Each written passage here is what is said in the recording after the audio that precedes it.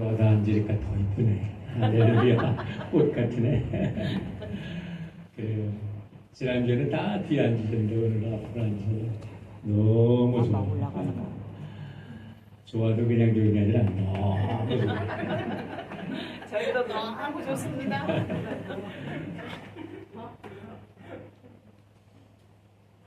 제가 잊지 못하는 권사님이 계신데 밀저교회 아직 건물이 엄청나게 큽니다. 그 LA의 랜드마크예요.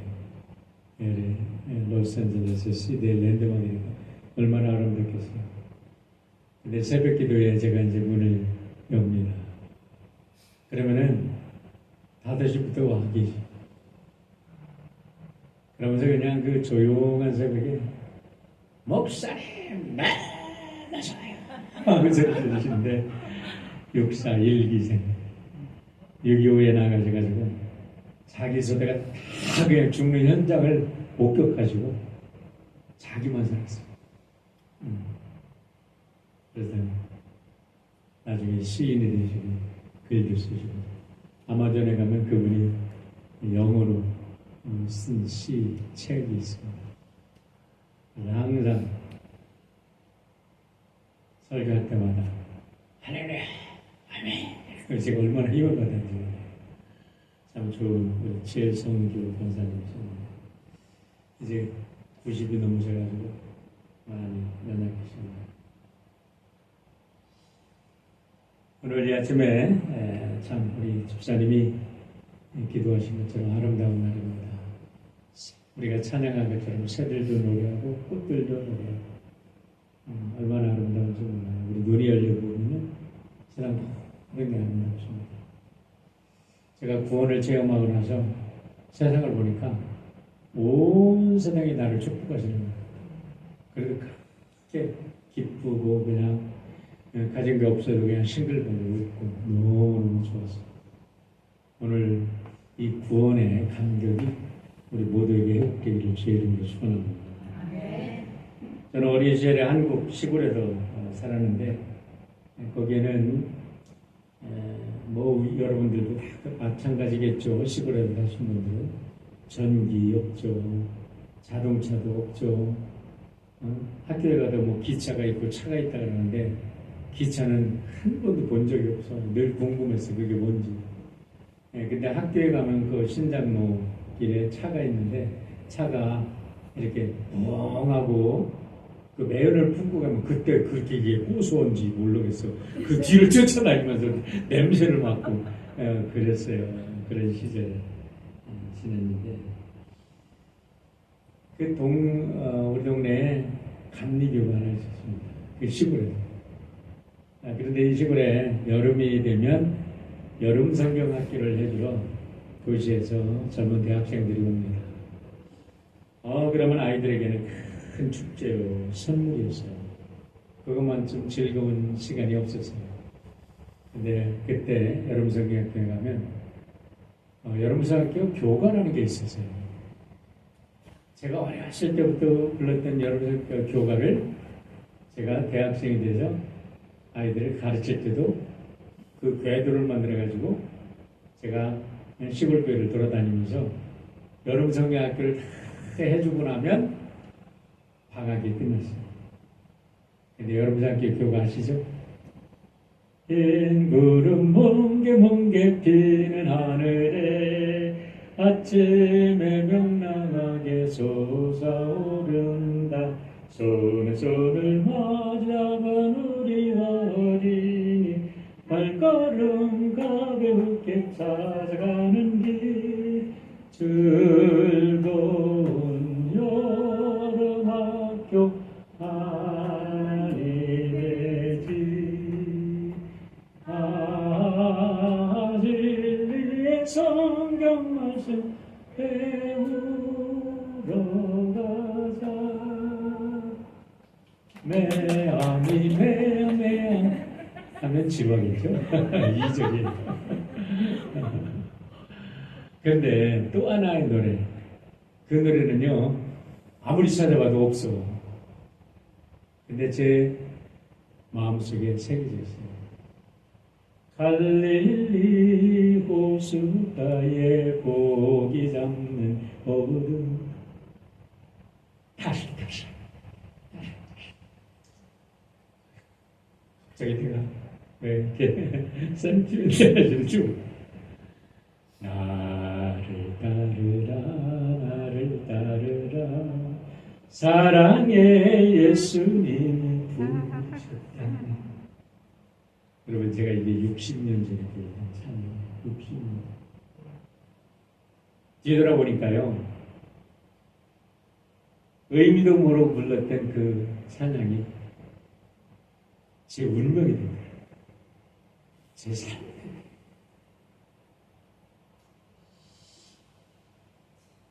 그리고 도시에 이사 오면서 교회를 까맣게 잊어버렸어요. 어렸을 때는 잊어버리는 것도 잘해. 배우는 것도 쉽게 배우거든요. 그러고 13살에 다시 교회를 가고 14살부터 이제 세례를 받고 교회를 다녔는데 제 기억으로는 지금까지 주일날 교회 빠진 것이 5번쯤 되는 것 같아요. 한 50년 넘는 세월.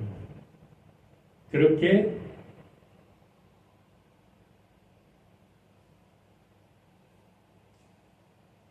교회는 내 삶의 중심, 내 삶의 한식점, 나의 모든 것. 유학을 하던 UMC 목사가 이렇게 그렇게 사랑스러웠어요. 얼마나 좋았어요. 근데 제가 몇 년 동안 교회를 갈라진 쪽에서 교회들이 눈을 내면서 사랑이 가족 같은 성도들이 난 무섭더라고. 무서워. 사람이 무서워. 탁 뒤돌아서서 원수보다 더 무섭게 저주를 뽑는 모습을 보면서 과연 교회는 무엇인가?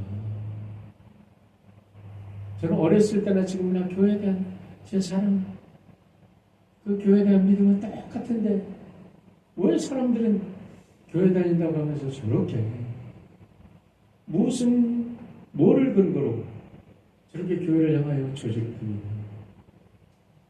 그들이 퍼붓는 저주는 예수님의 교회가 아닌가, 예수님의 지체는 아닌가 하는 게 제 퀘스천입니다.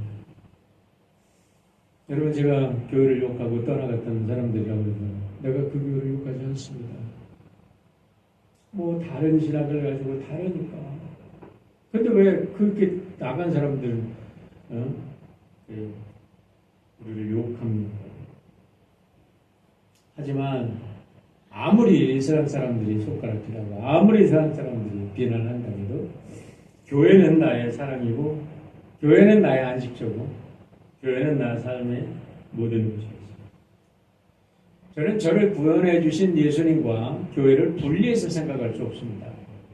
왜냐하면 교회는 예수님의 몸이기 때문입니다. 여러분, 우리가 교회를 가족이라고 할 때 가족과 나를 분리할 수 있나요? 아이들이 머리가 크면 나 이 가정 싫어, 부모님 싫어 바로 독립하고 부모를 떠나서 영원히 부모를 보지 않는 자식들도 있어요.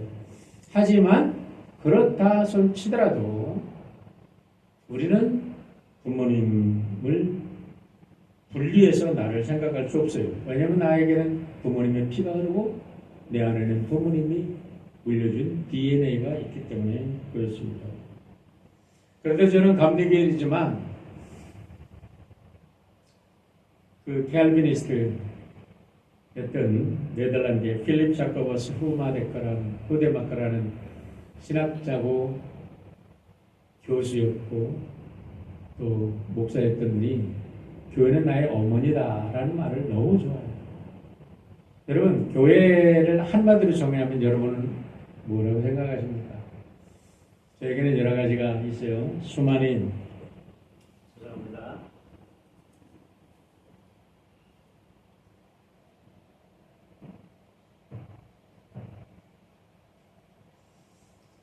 교회에 대한 책을 읽고 교회론에 대한 책을 읽고 신학자들의 이야기를 들었어요. 근데 교회를 딱 한마디로 정의하라 그러면 1번이 교회는 나의 어머니다 라고 저는 정의를 합니다.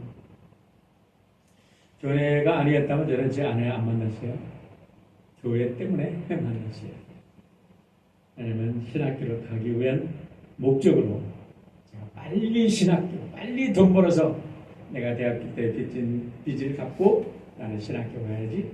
그래서 제일 빨리 교직을 발령받는 곳으로 갔다가 제 아내를 만났습니다. 만약에 교회가 아니었다면 저는 미국에 와서 공부할 생각 안 했을 거예요.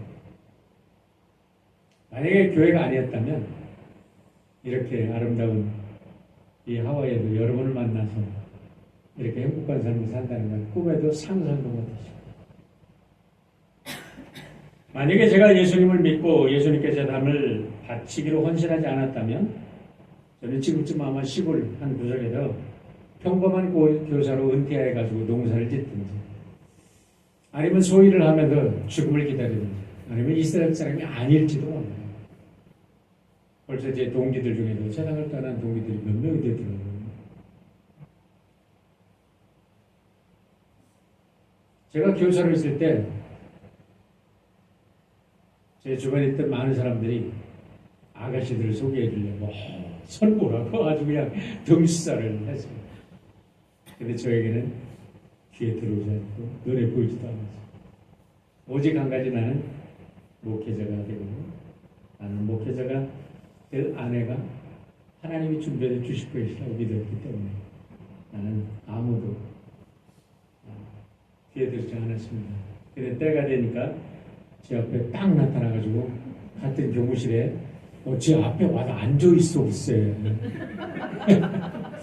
그러니 뭐 하나님을 갖다 앉혀놓으니 어떻게 하겠어.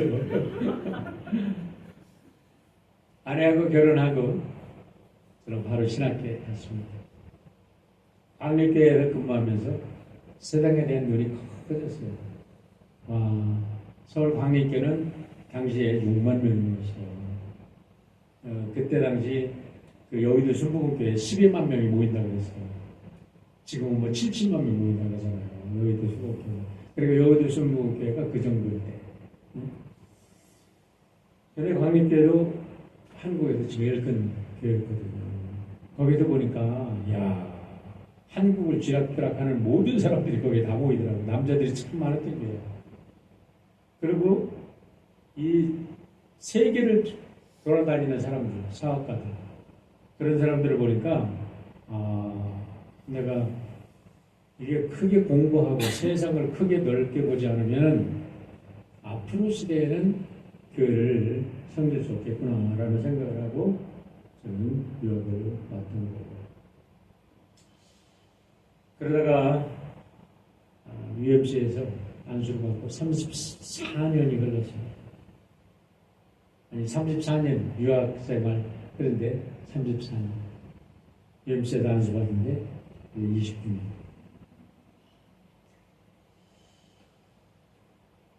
그렇기 때문에 세상에 아무리 비난을 해도 아까도 말씀드렸지만 교회는 나의 사랑스러운 어머니입니다. 나에게는 존귀한 이 세상 어느 것도 바꿀 수 없는 존재.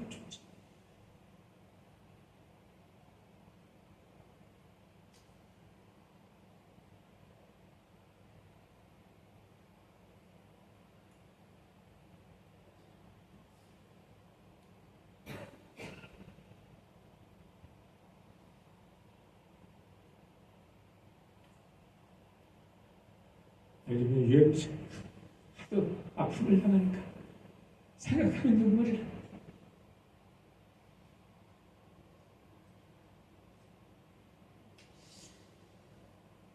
그래서 교회는 뭔가 요즘에 여러분에게 말씀을 드리는 거예요.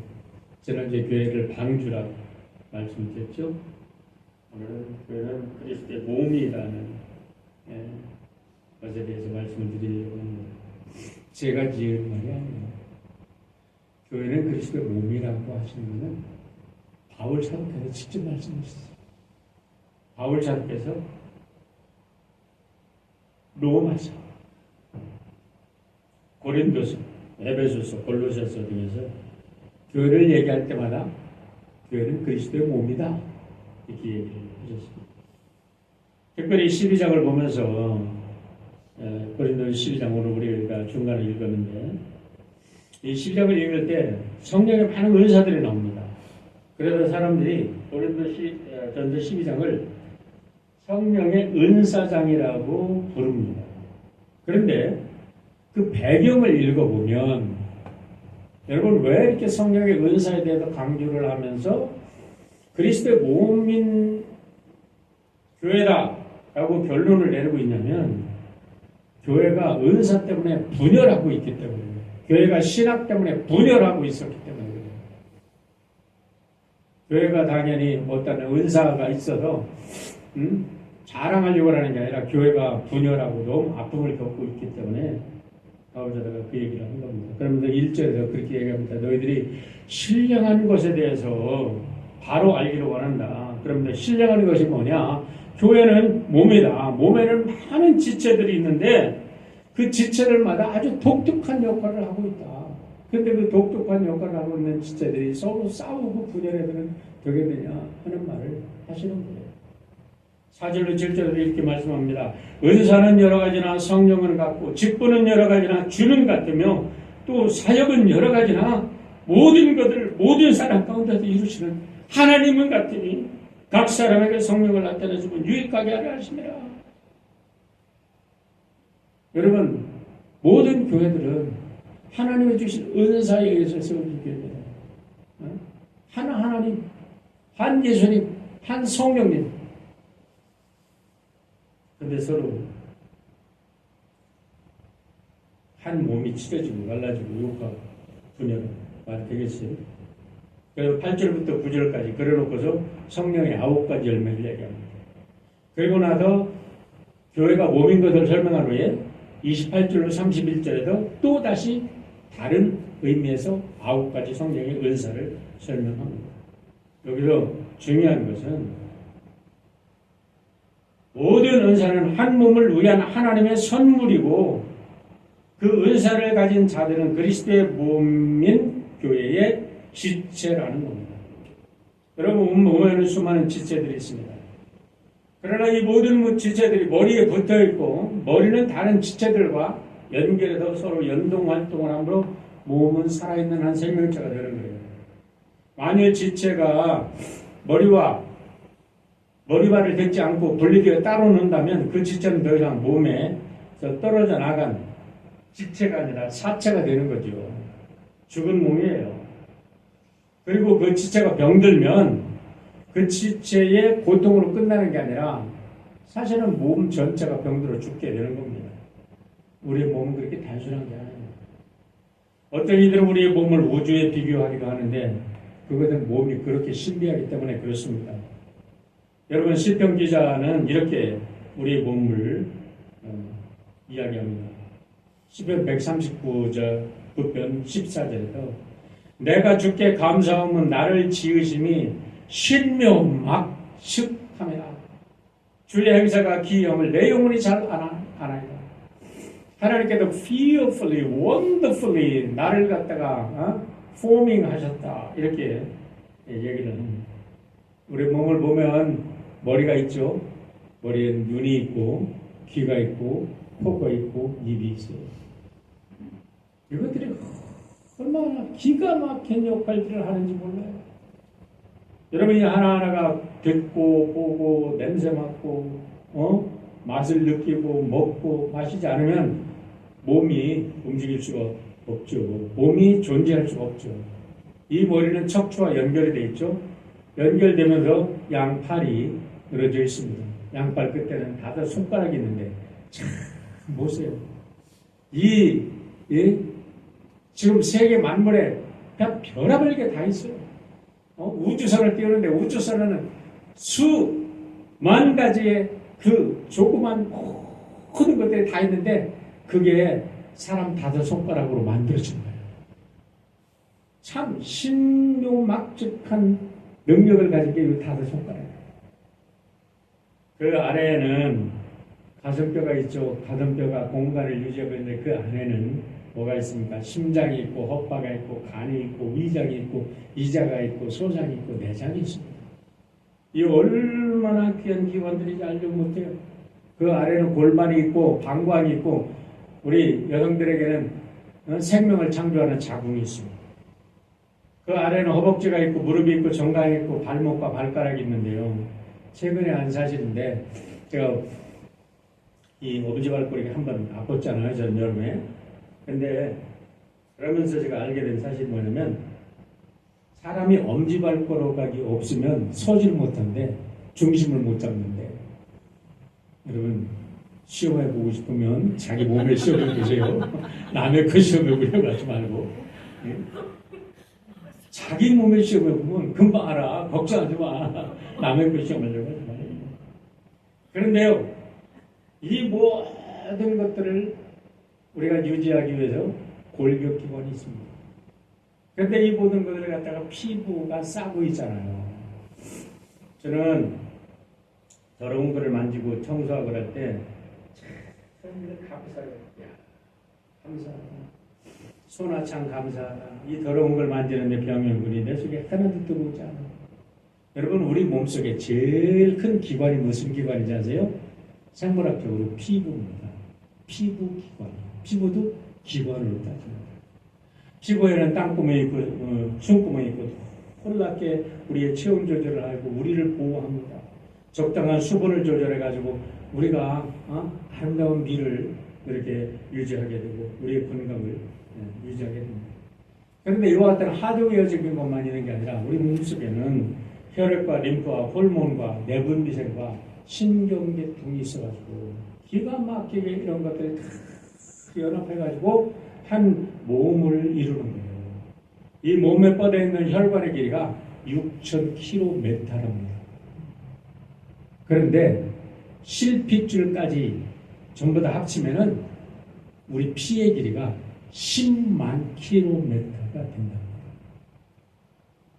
근데 신경을 구성하고 있는 것을 이 신경세포를 뉴런이라고 그래요. 이 뉴런이라는 하나. 그런데 이거를 뭐 따질 수가 없어. 왜냐면 우리 몸속에는 100쪽의 60쪽에도 100쪽의 세포가 있기 때문에. 근데 대뇌세포 속에서 있는 신경세포만 이 뉴런이 100억 개가 있다. 100억 개. 우리 대뇌 속에서. 손해가 아니라 대뇌 속에서. 우리 몸에 금방 말씀한 대로 몸에 60쪽에도 100쪽의 세포가 있는데 이 세포 하나하나 속에는 DNA라는 유전자가 있습니다. 그런데 이 DNA의 그 길이를 갖다가 넓혀놓으면 사람인 경우에 2m. 그런데 이게 2m인데 이 2m의 길이가 2 마이크로메라 속에 들어있습니다. 2 마이크로메라보다 작은 이 세포 속에 들어있어요. 2 마이크로메라라는 것은 100만 분의 1메다가 1 마이크로미터거든요. 그 작은 세포 속에 들어있는데 이 DNA 속에 300억 개의 염기쌍이 들어있대요. 그래도 우리 몸 안에 있는 DNA를 전부 다 늘리면 얼마나 될까요? 1000억 킬로미터.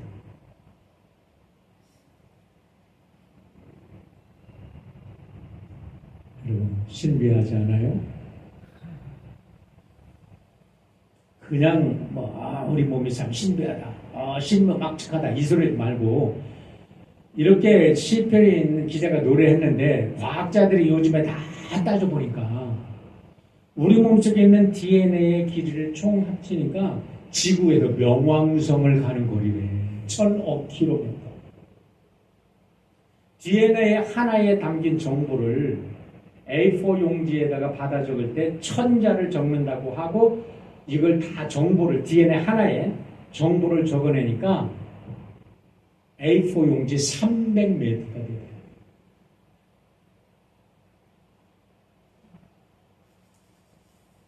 감각이 없으니까 묻지도 않고 너무 쇼크를 받았는지 그냥 가만히 속으로 감동. 그런데 이 세포 중에 하나가 병들어서 내버려 두면 그 세포가 병들어서 온 몸을 죽일 수 있다는 거예요. 오늘 이게 중요한 겁니다. 그래서 고린도전서 12장 21절로 25절도 이렇게 말합니다. 눈이 손들어 내가 너를 쓸데없다 하거나 또한 머리가 발들어 내가 너를 쓸데없다 하지 못하리라. 그뿐 아니라 더 약하게 보이는 몸의 지체가 도리어 요긴하고. 난 이 말씀이 너무 어려워. 그뿐 아니라 더 약하게 보이는 몸의 지체가 더 요긴하고 우리가 몸에 덜 귀히 여기는 그것들을 더욱 귀한 것들로 입혀주며 우리의 아름답지 못한 지체는 더욱 아름다운 것을 얻느니라. 그런즉 아름다운 지체는 그럴 필요가 없느니라. 오직 하나님의 몸을 거룩게 하고 부족한 지체에게 귀중함을 더하사 몸 가운데도 분쟁이 없고 오직 여러 지체가 서로 같이 돌보게 하셨느니라. 여러분, 강한 지체는 내버려 둬도 강하다는 거예요. 근데 연약한 지체는 하나님이 더 안타깝게 사랑하는 거예요. 더욱 귀한 것을 입혀준다는 거예요. 제가 윌저교회를 섬길 때에 서울 상동교회 창립멘토신 장로님이 계셨어요. 여러분, 우리나라의 감리교회 중에서 제일 유명한 교회가 정동교회입니다. 그 2호 감리교회예요.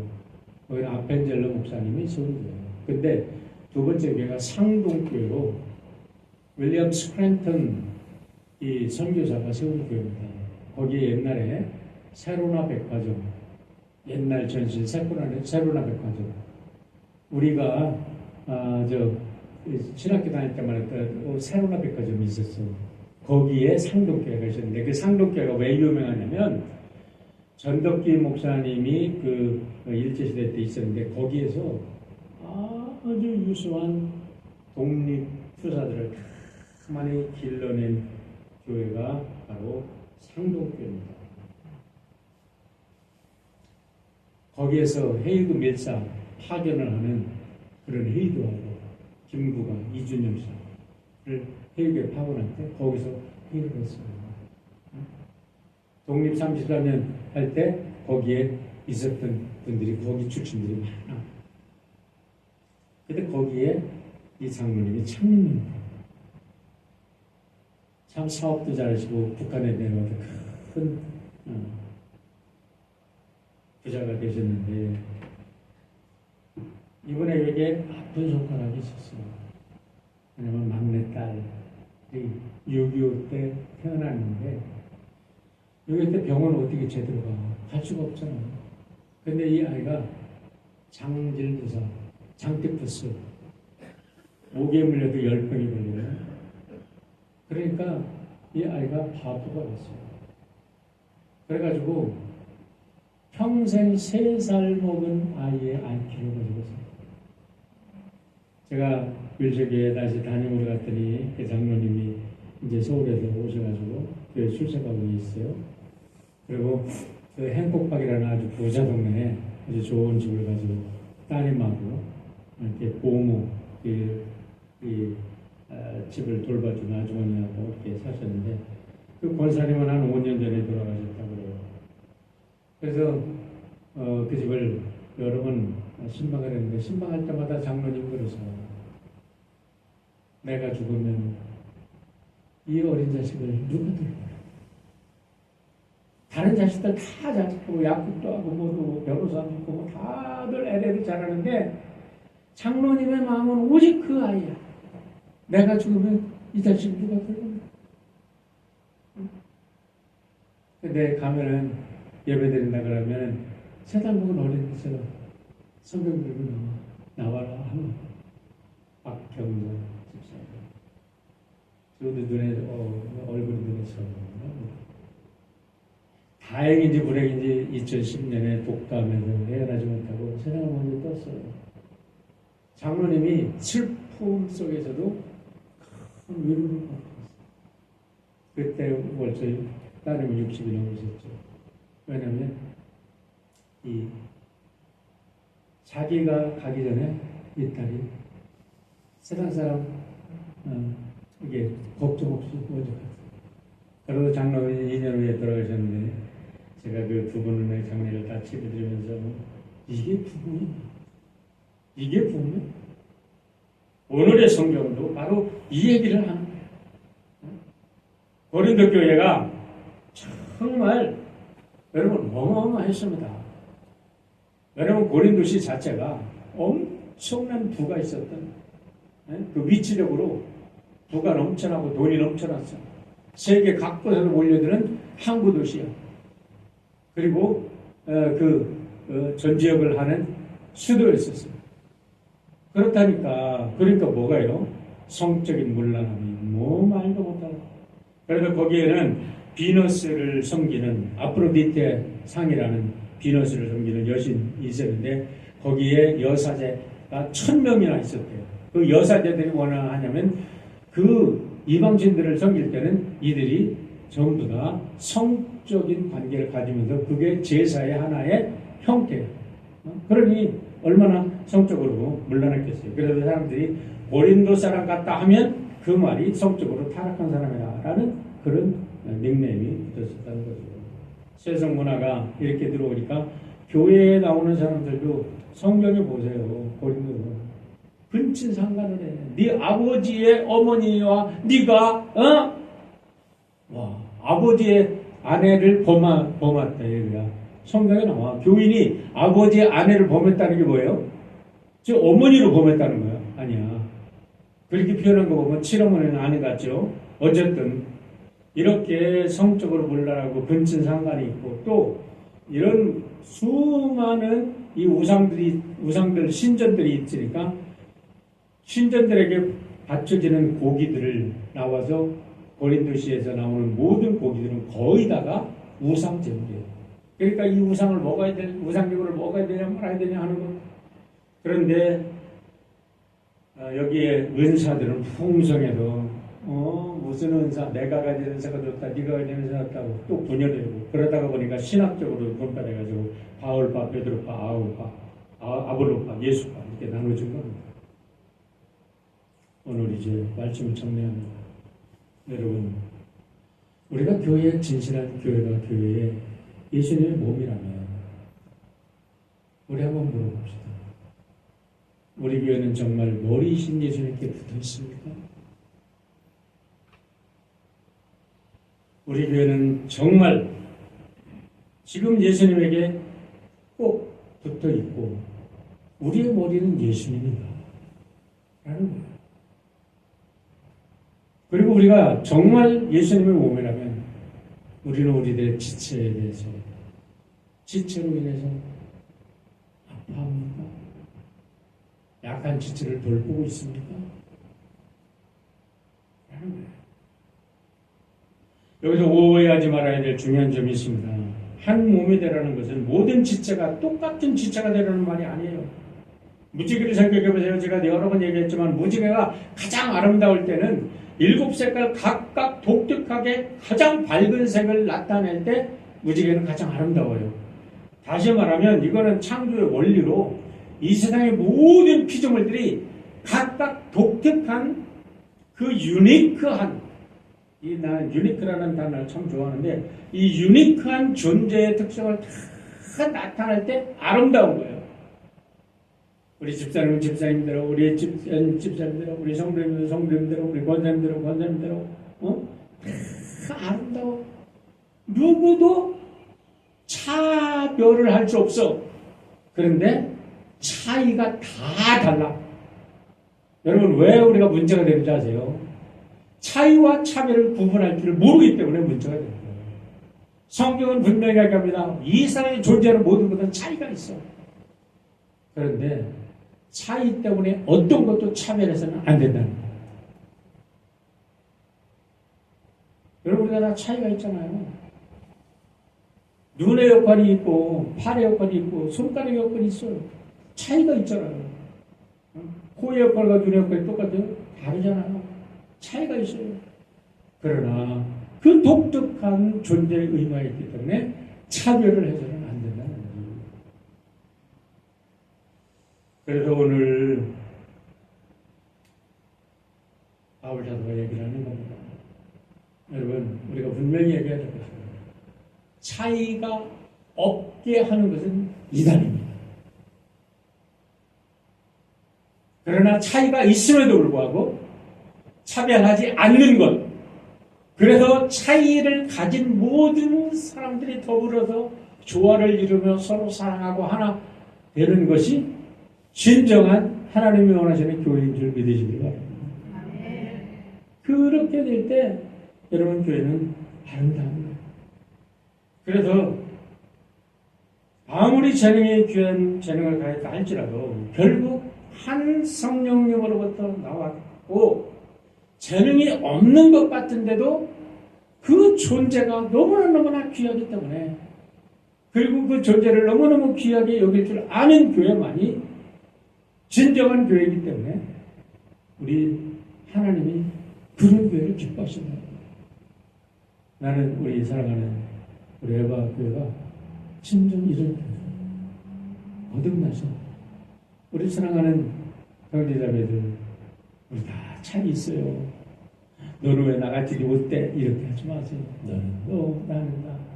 그러나 우리 서로 아름다운 존재로 서로를 위하고 서로를 인정하고 서로를 아끼고 격려하는 우리 모두가 되기를 주의 이름으로 축원합니다. 이것이 바로 교회입니다. 기도하겠습니다. 아버지 하나님,